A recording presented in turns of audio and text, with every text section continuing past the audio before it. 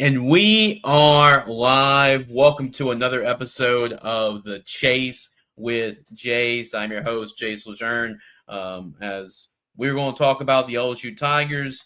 One more home game left on the docket this year, and it's going to end things with Western Kentucky. We'll talk about that game, and we'll talk about the Arkansas game as well. We'll get your reactions to LSU's win on this past Saturday, 23-22.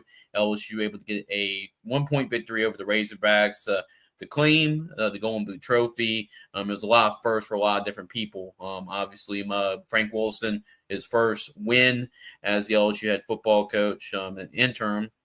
And you got Michael Van Buren in his first start as a quarterback for the LSU Tigers. He gets himself a win in his first start. But you would think we'd start off the show with those kind of things, right?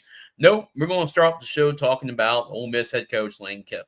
Lane Kiffin's definitely been a big talking point over the last couple weeks, and especially this week with the news earlier this week that Lane Kiffin's ex-wife was able to hop aboard a plane and visit the city of Baton Rouge. And some of the members of the Kiffin family were able to take a tour of the city of Baton Rouge, which is telling me that at least Lane Kiffin is showing some interest in LSU. You don't just send your family out there on a private jet to Baton Rouge just because they want to tour the city of Baton Rouge. I mean, that there is something to talk about, and obviously we'll talk a lot about the Lane Kiffin saga that is going on right now at Ole Miss. But if you're watching the show, make sure to like, make sure to subscribe. Whatever you're watching the show, whether you're watching on Facebook, X, YouTube, we want you to be a part of the show. So what really helps me out is the fans. So if you can go and comment, if you have any questions, talk about Lane Kiffin. Give me your thoughts.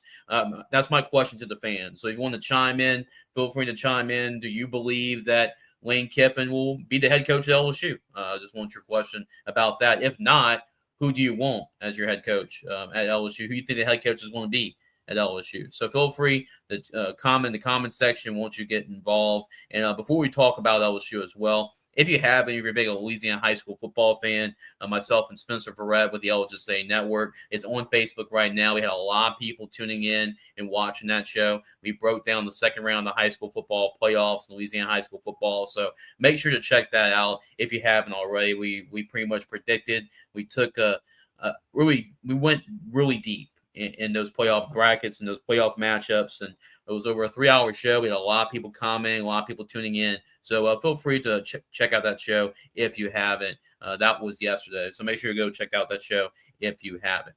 All right, guys. So we're going to talk about Lane Kiffin. That's kind of like the biggest thing right now. Lane Kiffin had his SEC teleconference earlier today. And that's what basically what Lane Kiffin's been approaching this whole situation. Just kind of like not really giving you a great, clear answer one way or the other. Usually when coaches are being asked about the head coaching option, even though they really like that team, they'll go and say, hey, we're pretty much focused on this year, and I'm going to be with my team, and I don't want to answer any questions about that. But the last couple of weeks, you kind of heard Lane Kiffin just kind of leave up the question up in the air. And after today, it's kind of the same thing. After reading some of the quotes from his SEC teleconference earlier today and seeing some of the quotes out there, basically here are a couple quotes from Lane Kiffin. He was asked about possibly leaving Ole Miss before the Egg Bowl. And he basically says there's no reason he's not going to coach. He wouldn't coach the Egg Bowl. And there was a question being asked during the SEC teleconference as well about Lane Kiffin, that there were some reports out there that if he spoke with Jeff Landry, with Governor Landry and the Louisiana State Governor, and he said that he wouldn't comment either way, which was kind of a weird way. It's one of those things. If you have a chance to deny it and say no, I haven't talked to the Louisiana State Governor, you would deny it. But here in this instance, it looked like he just kind of left the question, unanswered, basically, with his comments. And that he basically he said every single time. It was kind of an awkward weekly press conference. We talk about in the teleconference today. It was pretty awkward because he didn't really answer it one way or another. He just kind of left the question just open, for interpretation. And that's why there's a lot of people right now speculating if he's going to leave for LSU. He's going to stay at Ole Miss. But there is a lot of speculation out there. And whether it is Baton Rouge, whether it is Gainesville, you gotta have to put them in the running as well. I know there were reports today as well that John Summerall, he had I think a meeting or a schedule meeting with Florida, and he canceled that. It looks like he's taking his name out of the Florida running there too. So.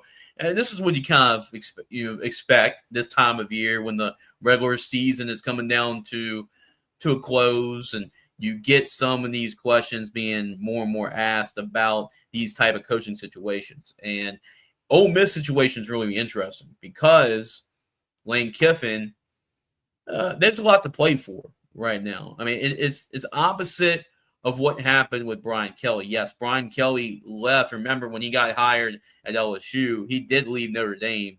But when he left Notre Dame, even though I think there was a chance maybe that Notre Dame could get that 4 playoff spot, I mean, it was pretty highly unlikely that they're going to get that 4th playoff spot. So it was a good time for Brian Kelly to leave Notre Dame for LSU. And this was like in early December when that happened. Now we talk about this time around, it's a different story because LSU's number 1 option right now is Lane Kiffin. And the thing about the Lane Kiffin situation is this is one of the best seasons in Ole Miss history. Like right now, Lane Kiffin has built his program over the last 6 years that he's really been there at Ole Miss, and he's really built it to this point, which is competing for a college football playoff. And right now the Rebels are right there. And potentially he could leave the Rebels, for LSU before the college football playoff. I mean, shoot. I mean, you could even leave before the Egg Bowl, depending on how everything turns out. So it is a very interesting situation when we talk about Lane Kiffin and this whole debacle right now. And I don't think Lane Kiffin's really helping the matter. He's not really shutting down anything. He's kind of leaving open for interpretation. And, who knows what's going to happen? Is LSU willing to wait until Lane Kiffin is done coaching how far Ole Miss goes in the college football playoff, or will Lane Kiffin, leave maybe after the Egg Bowl to LSU? Because LSU wants to hire a coach as well because you want to keep the signing class intact. And there's a lot of commits right now. LSU did lose 1 commitment who flipped. But so far, the recruiting class has really been pretty stable right now when you talk about LSU's recruiting class. Frank Wilson's done a great job in making sure to keep this recruiting class afloat. So he really has. But how much farther you can do that when you don't have a sitting head coach? So there's a lot of questions with that. And I know LSU wants to hire a head coach, have a head coach in mind so you can keep those recruits. You can keep your signing class intact. But is LSU willing to wait? Will they be willing to wait Lane Kiffin? If they really want Lane Kiffin that bad, if they really want him that bad, are they willing to wait for Lane Kiffin to lead Ole Miss? And if you're LSU, you probably don't want him to lead Ole Miss for a couple reasons.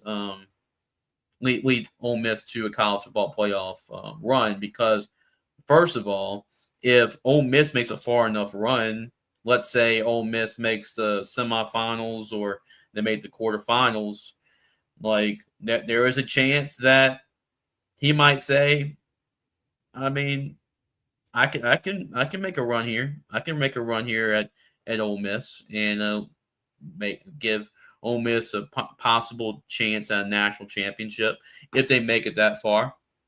And maybe this was 5 years ago. We probably would have left already for LSU, but considering what he's done at Ole Miss and how he's built Ole Miss up, and the expectations obviously not as gaudy at Ole Miss compared to a place like LSU, compared to a place like Florida, he might be satisfied with that, and maybe he's using Florida and the LSU job as more of leverage for Ole Miss to get paid a little bit more. And I've heard reports, is nothing to confirm or anything, but I've heard reports that LSU is willing to offer $15 million if need be per year to get Lane Kiffin. So it's not exactly like confirmed or anything, but there's been some reports saying that they, if they need to, they don't want to do it, but they could get there and try to offer him that much money to come over here to LSU. So, I mean, we'll see. I mean, Lane Kiffin is obviously LSU. I believe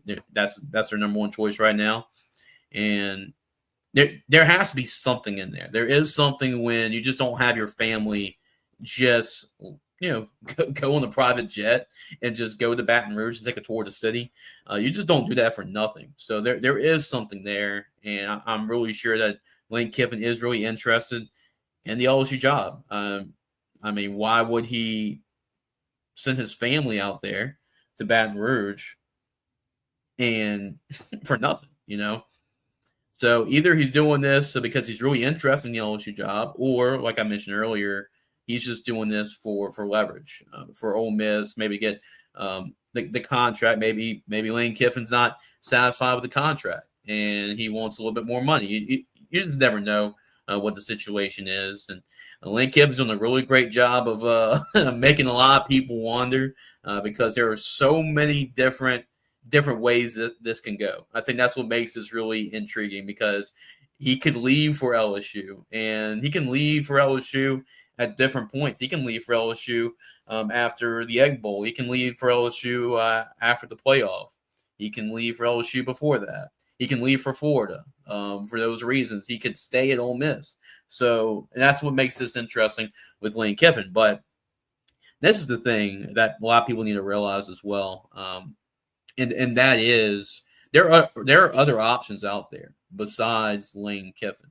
It's not one of those things if you're LSU and you're thinking to yourself, well, we didn't get Lane Kiffin, so it looks like that's it for us. Looks like we can just move on and that's it, right? There are other good options out there. There are really good options out there to kind of look at. Really, my option, the guy I really like, is Kenny Dillingham. And I've said this on the show a couple of times.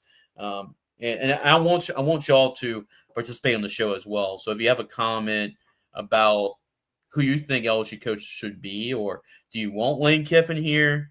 Do you want a guy like Kenny Dillingham here? Like, if you're up to you, and I'm gonna leave it up for the comments. If anybody likes to comment here, who would you want as LSU's head coach? If you're up to you, if you were the athletic director, if you were Verge, hey, heck, if you were the governor of Louisiana, because I know there's been a lot of jokes about the governor of Louisiana getting involved with this coaching search. Like, who would you pick as LSU's head coach? Who wants to open up the comments? So feel free to chime in if you have any comments about who would you like the LSU head coach to be. But I would like Kenny Dillingham. I mentioned that earlier. He checks a lot of boxes for me, just in my opinion. Kenny Dillingham, Arizona State, and he's still a young coach. He's only 35 years old. He's one of the youngest head football coaches in college football, and he checks a lot of boxes. He's young. He's energetic. He's a really good offensive mind, and a good chance he's developed good quarterbacks over the years. And kind of looking at his track record, I mean, he's doing a great job right now at Arizona State. He's led the Sun Devils to some success, and that's a nerd check mark. He's gotten some success last year when Arizona State they were in a bad situation. If you don't remember that, really there were a lot of allegations going on before Kenny Dillingham got the job, and he really had to clean it up at Arizona State. They left it at Herm Edwards left it at a pretty bad spot. But all he does 2 years later, I mean, his first year, is they go 11-3. They win the Big 12, and they make the college football playoff. They lose in the Peach Bowl to Texas, and they really should have won that game. Cam Scatterboo as the running back, but he's had some success this year, 7-3. A lot of Sam Levitt's been hurt, and that could be another possible thing to think about when you think about Kenny Dillingham. It could be a package deal. Not only you may be able to get Kenny Dillingham, you actually may be able to get their quarterback as well, because there's a good chance it might be a package deal and you get both of them. And how cool would that be to get Sam Levitt, who's one of the best quarterbacks in college football, to follow Kenny Dillingham? And just from what I gathered, remember the last time that LSU was able to get an Arizona State quarterback, that worked out pretty good for LSU. Remember, Jaden Daniels was a transfer from Arizona State. So, and Sam Levitt could follow Kenny Dillingham there, and he's had some success already as a head coach. That turnaround they did from 2023 to 2024 in the second year as a head coach was really great. But besides being the head coach at Arizona State, he was the offensive coordinator at Auburn, and that's when Bo Nix got a lot of success early on at Auburn. Remember, Bo Nix was like the SEC Freshman of the Year. They gave LSU a really good challenge. Kenny Dillingham was the offensive coordinator at Auburn, and you can tell when Kenny Dillingham left for Florida State that Bo Nix wasn't really the same quarterback he was when Bo Nix left for those next couple of years before he left for Oregon. And guess what? When Bo Nix had his great years in Oregon, he was a Heisman Trophy contender. Well, guess who was his offensive coordinator then too? It was Kenny Dillingham. So Kenny Dillingham was the offensive coordinator at Oregon with Bo Nix, and he was the offensive coordinator at Auburn as well. So Kenny Dillingham is kind of my vote if it were up to me. And I like Lane Kiffin. Don't get me wrong. I really do. I mean, he's a genius head football coach, a genius offensive play caller. But I think it's just some of the baggage like this. Some of the situations like this. We're talking about, in the next 3 or 4 years, let's say he does go to LSU. I think he's going to run the same problem 3 or 4 years from now. I'm just saying that for Lane Kiffin. And kind of playing around your fan base like he is, that can rub people the wrong way. And I just see that happen down the line. So might as well build somebody that's young, that's hungry.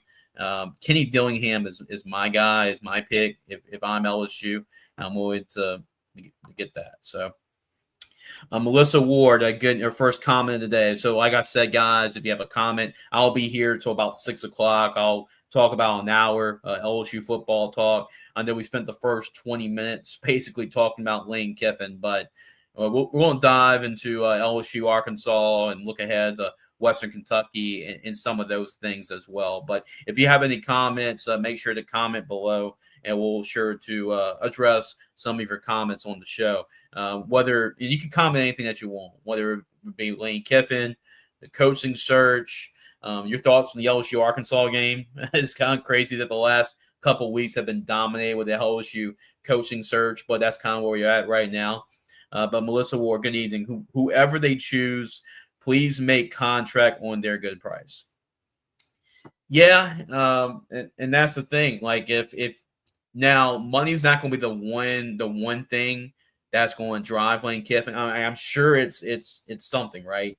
But I don't think money's the only driving force for Lane Kiffin at this point. I think he wants to win. He wants to win a national championship. He wants to prove himself as a big-time head coach. And he's really matured as a head coach, talking about some growing pains, and whether he was head coach with the Raiders or head coach at Tennessee. He vaulted for the USC job, gets fired at USC, and then, Nick Saban rejuvenated his career when he was the offensive coordinator at Alabama, and you saw how he just really helped his career. It was like the second act, really helped define his career and rejuvenate his whole career.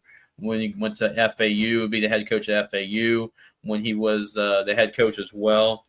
He had Ole Miss, what he's done the last couple of years. And I know there's still going to be an asking price when you're thinking about him too, when you're thinking about Lane Kiffin, because it's probably going to cost you about $13 to $15 million a year if you're trying to get Lane Kiffin to LSU. It's going to cost you that much a year. And this is after you finally paid the buyout for Ed Orgeron, and now you got to start paying the buyout for Brian Kelly, whatever that is, whether it's the $54 million or whether it's something else. You're going to have to agree to that too. You're going to have to agree with that as well. So those are just some things to look at. But yeah, whoever they choose, yeah, I'm sure LSU is going to try and make it a good contract that works not only for the head coach, but also makes it work for themselves in case they get into another bind like this. If they have to buy out, if this hire doesn't work out, and that way you're not really digging a deeper hole than what you're already in right now, because you just paid buyouts for your last two head football coaches. So yeah, don't put yourself in a bad situation financially as well, because after a while, there's going to be some boosters they're just going to be tired. They're going to be tired of paying buyouts for these large sum buyouts for all these head coaches. So you got to make it make sense, not only for the head coach that you're trying to get, but also make some sense for yourself as a university as well. And that is going to be interesting to look at too. But that is a good point.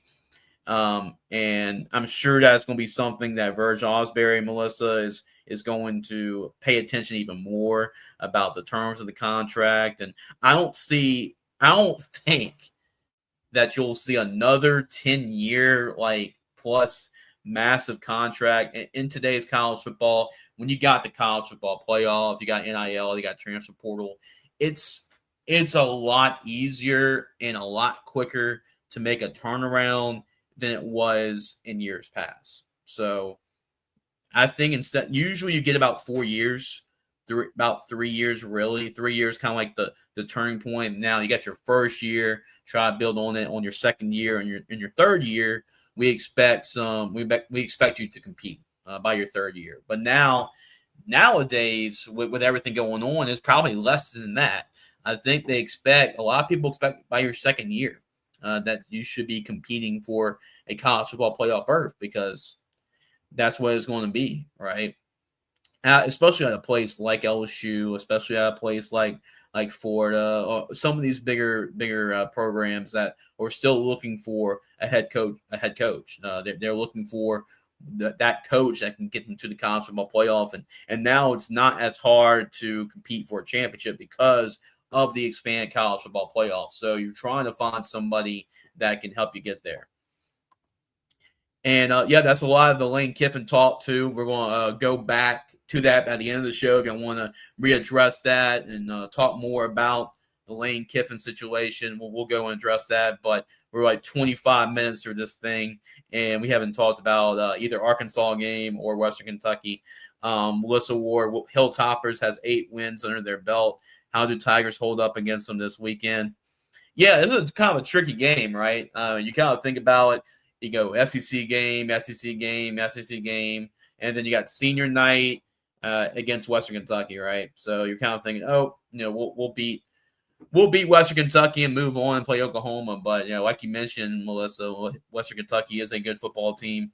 8 wins on the season, and considering how LSU has played, I don't think it's going to be any sort of cakewalk, and Western Kentucky could get them some troubles if they're not careful. Like I mentioned, you got wins over Middle Tennessee, New Mexico State. They defeated Louisiana Tech, and LSU had problems offensively with Louisiana Tech, and they won that game in overtime, 28-27. So it's going to be intriguing to see how LSU plays on senior night. And it's a lot of unanswers, right, about how this is going to look. It's going to be an emotional game for a lot of seniors. At the press conference after the game in the locker room, I got a chance to talk to Jacoby and Guillory, and fifth-year senior at LSU, and he's already pretty emotional about that game on Saturday, and with the emotions, because he's been a five-year senior. He's been through it all. He's been there with Orgeron. He's been there with Kelly, and another coaching change now. So he's been through it all at LSU, and now he realizes that through all this time, this is going to be his last time in Tiger Stadium. So it's going to be an emotional time for a lot of people, a lot of seniors that especially have been there for multiple years, because you got the transfer portal, and there's a lot of seniors that are on there for their first time. But there are going to be a lot of seniors that, hey, this is your last chance. It's the last chance to perform from your family, from your friends in Tiger Stadium, and I don't think they're going to take that lightly against Western Kentucky. And they want to come on top and win their final game in Tiger Stadium and make that a memorable occasion. Melissa Ward should not sit this one again, and play against Oklahoma. Be honest with you, Melissa, I don't think you'll see Garrett Nussmeier play in the LSU uniform again. That's just my opinion. I think at this point, I know there's a speculation, there's a talk about Michael Van Buren. Do you want to burn his red shirt and have it cost you a year of eligibility? But at this point, you kind of need to see what you have in Van Buren. And Van Buren last week, he played really well, especially in the second half, especially using his legs. He really helped LSU get that win at the end on that final drive with that 30-yard scamper. He started out the game pretty shaky, but once they got him on the move, they got him comfortable. He gives LSU really the defense is an extra dimension to really look at, because he can run the football, he can extend the pocket, and with the offensive line being as shaky, let's just say underwhelming as they've been this year, you can run the football and you can make something happen when protection breaks down. And obviously Van Buren can do it and Nuss cannot do it, but Nuss has been battling some injuries. And I think at this point, that's another thing, too. I think LSU's thinking it's best for Nussmeier to sit out the rest of the way. And I think the agents, people that are representing Garrett Nussmeier are probably saying the same thing. Like, hey, why go out there and hurt your draft stock even more? Just try to get healthy, get ready for the combine, for the pro day. Maybe the Senior Bowl, maybe get a chance to play in that game as well. But at this point, why else Nussmeier? What does he have to gain from playing against Oklahoma? What does he have to gain from playing in the bowl game? Just because of, already it's been a tough year for Garrett, and I think a lot of people realize about that he played for an offensive coordinator that got fired, a head coach that got fired this year. The offensive line was not good. And I think when people were saying, oh, Garrett Nussmeier is not going to get drafted, he's going to get undrafted and all that, well, there's still going to be a spot for Garrett Nussmeier. They're going to look at his film. Hey, he was great as a first-round draft pick entering this year. So there's still a lot of people, I'm sure a lot of scouts, a lot of people that like Garrett Nussmeier. His dad is the offensive coordinator for the New Orleans Saints. So is he going to be drafted first round? No, he's not going to be drafted first round. He may not be drafted third or fourth round, but, maybe he makes it a late round draft pick, make a practice squad and see what happens after that. But I think there might be a team that gives Garrett Nussmeier a shot. But obviously that's not where his draft stock was when he decided to come back for this year. Last year this time, obviously if there's a crystal ball and you tell Garrett Nussmeier to do it all over again, I'm sure he would do it all over again. He would probably leave for the NFL, and maybe he saw what kind of year it was going to be. But hey, and that's kind of another thing, guys, when we talk about Garrett Nussmeier. He's going to be honored on Senior Day, too. And I'm sure I'm going to be writing about this in my article for this game for West Kentucky. But LSU fans should appreciate Garrett Nussmeier. I know it's been a rough year. I know it's not the storybook season that a lot of people were expecting, not what Garrett Nussmeier was expecting, but you have to appreciate what he's been through, right? I mean, his story. And I've said this on the show a couple of times, but how many instances he could have left for LSU? He could have left for LSU multiple times, right? But he decided to stick it out. He decided to stay, and he got his opportunity. And you got to appreciate that. And nowadays, with the NIL and the transfer portal, he could have left after his second year. And after the first time around, when he gets here, it was with Coach O. Remember, we had that conversation if LSU was going to burn a red shirt for Garrett Nussmeier because he played the Arkansas game, and if he would have played the bowl game, the Texas Bowl, his red shirt would be burned, right? But they decided not to play him. That was John Shea Kirkland. He got the start in the Texas Bowl. And then after that, Garrett Nussmeier was in a quarterback competition. That was when Brian Kelly came here, and it was like 4 different quarterbacks. You had like Jaden Daniels, you had Miles Brennan, you had Garrett Nussmeier, and Walker Howard. So you had about 4 quarterbacks coming in, and he battled for that quarterback competition, and obviously was won by Jaden Daniels. You saw what he did through 2 years. He could have left, and there was a time that Garrett Nussmeier said that he was thinking about leaving LSU, but when he got his chance to play in the SEC championship game, and he had a great game in the SEC championship game, that kind of changed things for him to stay. And he waited out another year when Jaden Daniels decided to come back, and he won the Heisman Trophy. And his first year, I think it's going to be forgotten because what happened the second year. But his first year, it was the most passing yards by an LSU quarterback in their first year starting, and the second most behind Joe Burrow in a single season. So people are going to forget about that because of how this ended, how the story ended in year 2. But did he underperform? Did he not look? Did he not look good this year? Yes. Those are valid. Like he definitely regressed in his play this year from last year. No question about it. But was it all his fault?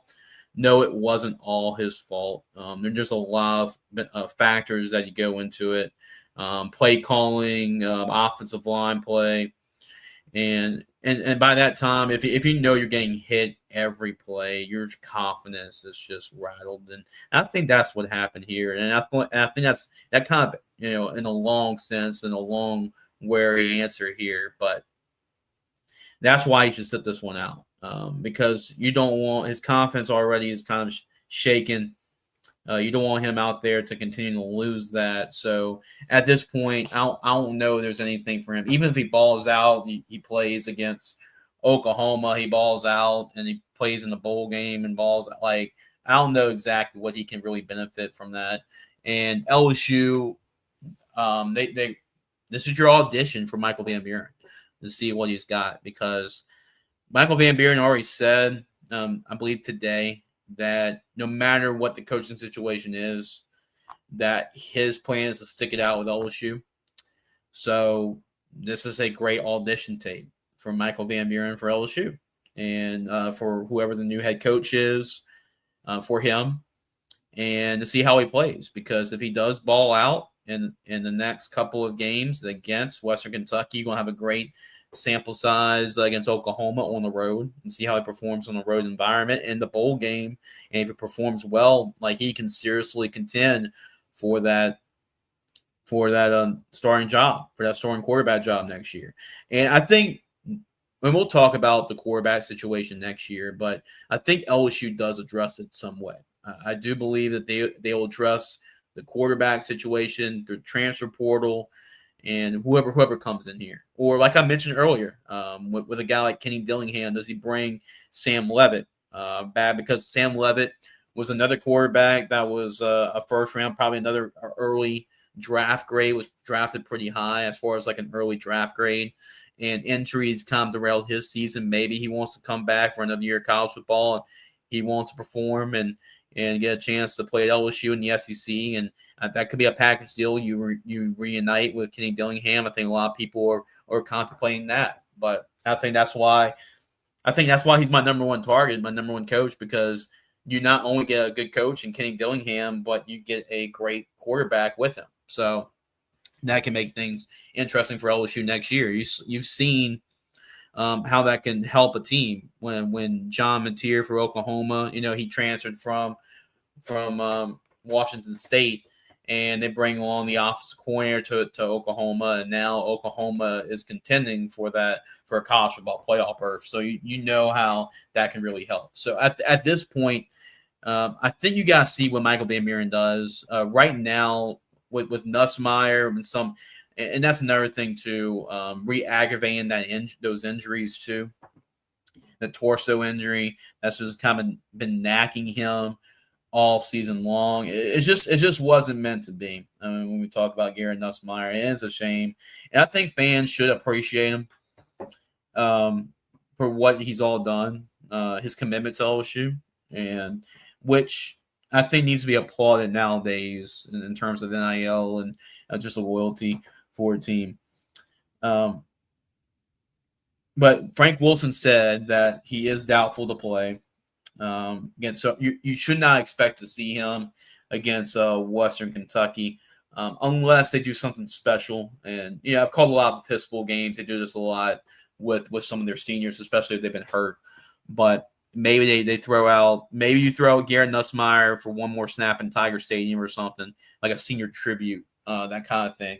Maybe you do something like that, and I'm sure that'll be something I wouldn't be too shocked about if they did something about that in Tiger Stadium. But we won't have to see.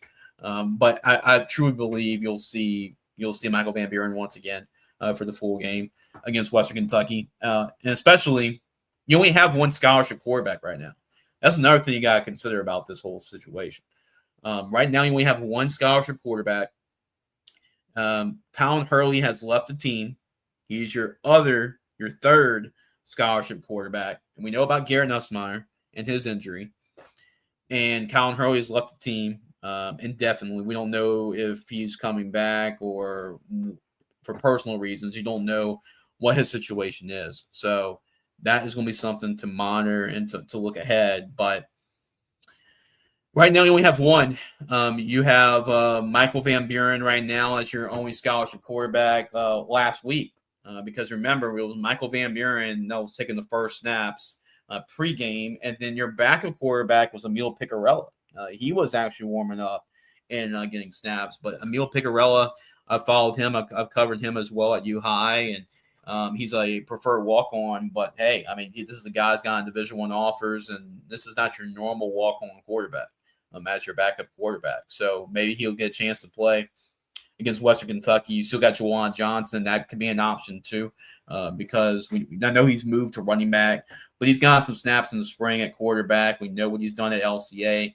So that could be another option too at the quarterback position if they need it, right? So those are just some options there for LSU when we talk about the quarterback position. But I truly believe that you'll see Garrett Nussmeier play. Well, not play. I don't think you'll see Garrett Nussmeier play at LSU the rest of the way. I think that's the Alabama game. I think it was the last time you've seen Garrett Nussmeier play, in just my opinion. All right. So, but speaking of that, just my thoughts from the game. 23-22, LSU gets the golden boot back and against Arkansas. It was that start to that game. Very underwhelming. First of all, LSU fans don't like 11:30 kickoffs to start games even more. But you start that game at 11:30 in the morning. Your season's pretty much about done as far as like any major challenges as far as or goals as far as like a college football playoff. But You start off, I mean, in probably about a half-empty stadium when it started off being you're down 14-0. You had a block punt for a touchdown. Arkansas scored again, and you're down 14-0 at home against a 2-7 team. But Frank Wilson mentioned about this after the game. He loved the fight. He loved the grit by LSU and trying to overcome some of that adversity. And they came back. They did a great job of bowing back in that first half, and they scored 16 unanswered points in that first half to take the lead going to halftime, 16-14. And Arkansas took the lead on a touchdown run, and a 2-point conversion from Taylor Green to make it 22-16. And then and that was when LSU threw up all the trick plays. I think they ran it was something like 3 trick plays in 4 plays. It was pretty crazy. And I think it's refreshing to see that, especially a team that's, you want to spice things up, especially when there's a lot not really going your way for LSU and going against you. The odds are going against you. So you kind of want to spice things up, right, and make things interesting. So they had a couple of trick plays, and then you had the touchdown pass to Bauer Sharp, and that's something that we haven't really seen this year. When we talk about Garrett Nussmeier or Michael Van Buren, you get Michael Van Buren on the rollout, and he has – that's the thing that Michael Van Buren has. I mean, if you look at the numbers – they don't really jump off the page when you look at 21 for 31, 221 yards and a touchdown pass. But just the threat of the running game can go a long way. And I think that's what Michael Van Buren really brought to the table. He brings that element of danger to run the football. And you saw that on that touchdown pass to Bauer Sharp. He was rolling out to the right, looking like he was at least attempting to run the football. That baits the linebackers and the pass rush, and you're able to throw it over the top to Bauer Sharp for the touchdown. The Tigers took the lead at that point. It was a back-and-forth game. There were about, I think, 5 different lead changes in this football game. But Arkansas had a chance to take the lead and kick a field goal that put them up, and the field goal went wide right, and LSU was able to take over after that. And that's something that they haven't done all year long. We talk about the offense, the struggles of the offense, the inability to score a lot of different times, and a lot of times they struggle to score against teams like Louisiana Tech, and they can't get over 25 points. That's been kind of like the thing all year with LSU, but in this game, at the very end, when it was needed the most, LSU was able to run out the rest of the clock, because when Arkansas missed that field goal, I think there were about 5 minutes left in that game. So Arkansas had an opportunity to get the football back, but you had a long run from Michael Van Buren. Then you also had another run from Harlon Berry, and Harlon Berry could have scored that touchdown. He had a clear path to the end zone, but he realized that Arkansas was out of timeouts. LSU can run the rest of the clock out, and that's exactly what happened. It was a very mature play from Harlon Berry, because it was a winning play from Harlon Berry, because if he scores a touchdown, that puts you up by 8, and that gives some time on the clock for Arkansas to drive the ball downfield and score a touchdown, get the 2-point conversion, and tie the football game up. So that was a mature play from a freshman, from Harlon Berry, to make that play. And you love to see it. I mean, Frank Wilson, the interim head coach, get the running game going a little bit. You know how that's been a struggle this year for LSU to run the football, but it looks like LSU was able to get something going with Harlon Berry, with Caden Durham. They both combined for 120 yards, rushing touchdown. I think Andy was pretty upset with me about not having the headline being LSU finds running game after firing coach, but basically that was one key element about this whole thing, was that LSU. Now, did they go back and found their running game from the Leonard Fournette year, the 2015 year, the Les Miles years? No, they haven't, but they've shown some semblance of a running game. When they're able to get 120 yards, a touchdown, And I believe both Barry and Durham were able to average about 6 yards per carry, 5-6 yards per carry, which is what you want. And you saw that trending in the right direction when you've seen Harlem Barry get more and more carries at the running back position. You've seen that running game improve a little bit more. So those are some positives. I mean, defensively, that is a really good Arkansas offense you played against. And people are going to be saying, 23-22, Arkansas is 2-7. Like, why is this impressive? Why do we need to talk about this? Well, that's because Arkansas's offense has not been the issue why they've been 2-7. It's really been in defense and just the inability to close out. They've been in some close games this year.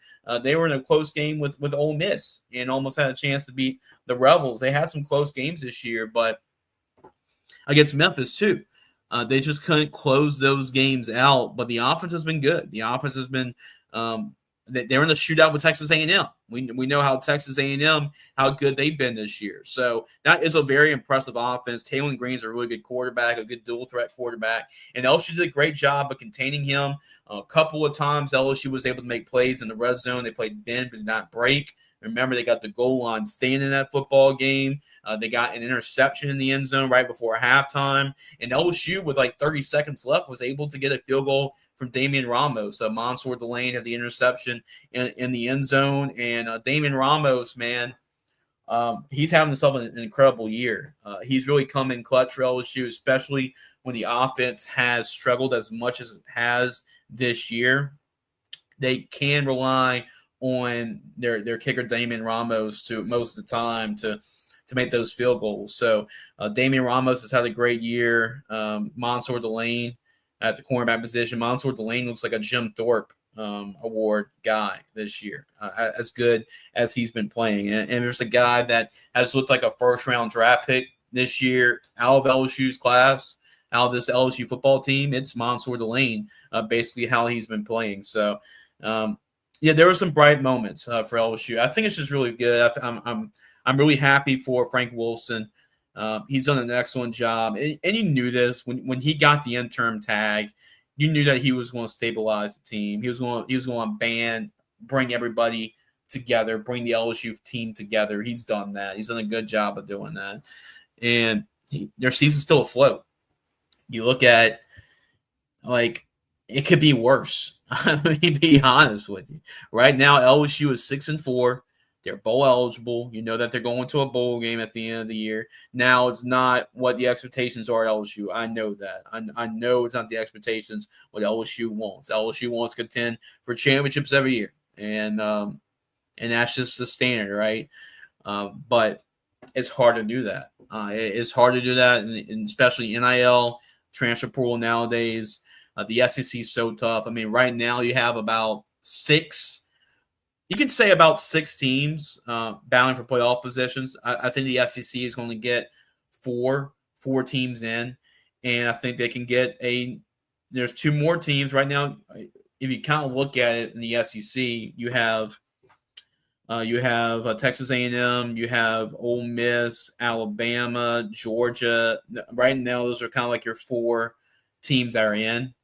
And then maybe you can sneak another team in, whether it be Oklahoma or Vanderbilt, if Vanderbilt wins out. So those are about 6 teams. And I know people are not counting out Texas, even though they lost 3 games, but one of those losses was against Ohio State out of conference. So I think a lot of people are not counting out Texas. So maybe you include Texas in the running there too. But yeah, let's say 7 teams. That's like half your conference is still in it for a college football playoff berth, which is really impressive. So it's really hard nowadays. But if LSU can win out, obviously they have a potential to do that. With Western Kentucky, get to 7 wins, and then see what happens. See what happens with Oklahoma. The game is on the road, and now you got to play at Oklahoma. But here's the thing about the Oklahoma game. I know there's not going to be a lot of people. And I think the game is solidified as a 2:30 kickoff for next week. I believe the game will be a 2:30 middle of the day game. But here's the thing about that game. Here's the thing about the Oklahoma game. The Oklahoma game, there's a lot of pressure on the Sooners. especially they win this week. I think they got Missouri this week, but if they take care of business there, then after that you got LSU, and LSU they got nothing to lose. LSU has nothing to lose in this game, so they're going to throw it all out on the table. They're going to throw it all out there against the Oklahoma Sooners, and find a way to win that football game. You can ruin Oklahoma's season. Oklahoma has everything to lose because they know if they win out, they have a chance again the college football playoff, and you have a chance at LSU to ruin their season. And that's what LSU is going to try to do. But that's the thing about it. You never know in college football. This has been a wacky year. It's been an insane year. And right now you got all kinds of different SEC schools trying to get a head coach right now. I mean, you look across the way, you got Florida, LSU, Auburn, Arkansas, all trying to find head coaches right now because of the expectations, because of the college football playoff, the expansion there. There are a lot of things to talk about. We talk about this season, and there's going to be a lot of 2-loss teams. Look at the group of 5 spot right now. You look at the college football playoff. Tell me right now who's that group of 5 team that's going to get in? We don't know yet. So this has been a wild year in college football. I don't think there's a dominant team. Even Ohio State, I know Ohio State is undefeated, but schedule's been pretty light. They'll play Michigan to end the season, and they'll be obviously a more battle-tested schedule when they play in the college football playoff. But it's been a crazy year. LSU, I know they wanted to be in the running. Looked like they were going to be in that running after that Clemson game, but it's crazy how much things can change. And now LSU was without Brian Kelly. Now they're without Garrett Nussmeier as your quarterback, without your offensive coordinator. Been a lot of changes over the last couple of weeks for the LSU Tigers. And I guess to wrap things up, I know we got about 10 more minutes before I log off on the show here today, unless there's any more comments or any more questions from anybody else on the show. But yeah, Lane Kiffin, I mean, that's kind of like the main talking point. I mean, I opened the show talking about that. But to me, my opinion on the matter is I think Lane Kiffin, I think there's just too many bridges being burned right now at Ole Miss, just because of how he's approaching this. The Kiffin family going to private jet and then going to Florida or going to LSU to go with Baton Rouge, to go with Gainesville. I mean, we talk about that. I mean, there has to be something there. You just don't do it just to do it. So there has to be something there. How Lane Kiffin has been basically dodging the questions. And if it was not a big deal, he would just deny it. Hey, none of this none of this is true. I'm focused on my team. I'm focused on Ole Miss. I want to be here at Ole Miss. And actions speak louder than words. And right now, Lane Kiffin has not signed an extension either. So actions do speak a lot louder than words when we talk about that. So I'm kind of going back and forth with the Kiffin deal. But I was leaning, well, the longer more and more I wait, the more and more I think he's staying. Now I'm thinking, well, the more and more it lingers, the more and more I think he's going to leave. So now is it going to be LSU? It's going to be Florida. We'll see. I know that's LSU's first option, but you also have some other good coaches out there. I talked about Kenny Dillingham. I think John Summerall. I'm talking about from Tulane. I don't know if he's going to be in it for the Florida job. I can definitely see him maybe going for that Auburn job because I think he is from Alabama. So I think that would mean a lot to him. But, I like North Texas coach Eric Morris. Be honest with you, I like Coach Morris a lot over there in North Texas because look at all the quarterbacks he's worked with, Patrick Mahomes, Cam Ward. And look what he's doing in North Texas right now offensively. He's another name maybe to keep an eye on. I think it's going to be really hard to get a Brent Key over there at Georgia Tech. I think it's going to be hard to get him because that's his alma mater. I know there's been a lot of talk with Eli Drinkwitz. I can see that happening. I can see Drinkwitz going to LSU. That'll be another Another option I can see play out if Kiffin falls and Dillingham and some of these other guys fall, I can see maybe Drinkwitz being a backup option for LSU. But even though they're not head coaches, they're not proven head coaches. I really like Kelvin Shepherd because of he knows what it takes to be a former. I mean, he played LSU. He knows exactly what the culture is at LSU, and I think he can bring the swagger back. And I think that's what's missing here, guys. We're talking about LSU, and you love if you go back and look at it with Frank Wilson. Frank Wilson, when LSU went out the tunnel against Arkansas, they were kind of swaying back and forth. You know that what you used to see out of those Les Miles teams, right? And he's trying to bring that swagger back to LSU, which I can really appreciate him doing that. I think that's what the next coach needs to bring. LSU used to be a fear team, you know, in Death Valley and Saturday night. They're going to punch you in the mouth. They're going to be physical. They're going to scare you, you know, and they're going a lot of the SEC was intimidated playing against them, you know. So they're trying to bring that back, trying to bring that culture back, and might as well bring a linebacker who was part of that culture, right? And Kelvin Shepherd, and bring him along as your head football coach. I would love that. And I know that Kelvin Shepherd will get a lot of backing from former players too, to come over there to LSU and bring that championship culture back. The only downside about that, he has no head coaching experience. This is only his first year as the defensive coordinator for the Detroit Lions. I know the Lions defense has been really good this year. He's done a great job for the Lions, but it is a small sample size, and that is a big job, LSU, when you talk about LSU. So, I mean, that'll be really cool to get him an opportunity there. But we're going to follow this thing out, guys. So it's going to be a crazy ride. I mean, this season has been a crazy ride. I know I've covered LSU. This is my 4th year since going on with Gridiron Football, covering LSU. And talking about the Tigers, I don't remember a year, I mean, kind of crazy like this, you know, to cover when there's so many expectations at the beginning of the season for a college football playoff berth. And now you're at the end of the season, you're looking for a new coach. So it's crazy how quickly stuff like this changes. So really crazy stuff in Baton Rouge.